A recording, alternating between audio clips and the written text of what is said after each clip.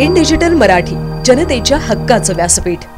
नव्याने खरेदी केलेल्या घराची घरपट्टी लावण्याकरता लाचेची मागणी केल्याबद्दल बदलापूर जवळील वांगणी ग्रामपंचायतीच्या सरपंच वनिता आढाव यांच्यावर लाचलुचपत प्रतिबंधक विभागाने गुन्हा दाखल केला आहे। तक्रारदाराकडून त्यांनी 20,000ची मागणी केली होती। 10,000 रुपये स्वीकारण्याचे त्यांनी मान्य केले होते। मात्र संशय आल्याने महिला सरपंचाने लाच स्वीकारली नाही। लाच मागितल्याबद्दल त्यांच्यावर गुन्हा दाखल करण्यात आला आहे।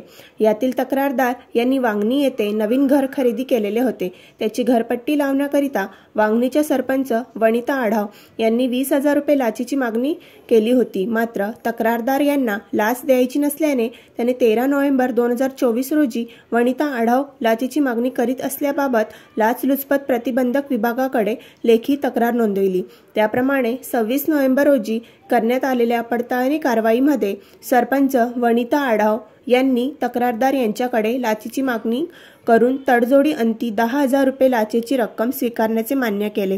त्यानंतर सर्व कायदेशीर बाबींचे अवलंब करून तक्रारदार सरपंचांना लाचेची रक्कम देण्याकरिता गेले असता त्यांना काहीतरी संशय आल्याने त्यांनी तक्रारदार यांच्याकडून लाचेची रक्कम स्वीकारली नाही। मात्र लाचेची मागणी करून ती स्वीकारण्याची तयारी दाखवल्याने त्यांच्यावर कुळगाव पोलीस ठाण्यात गुन्हा दाखल करण्यात आला आहे।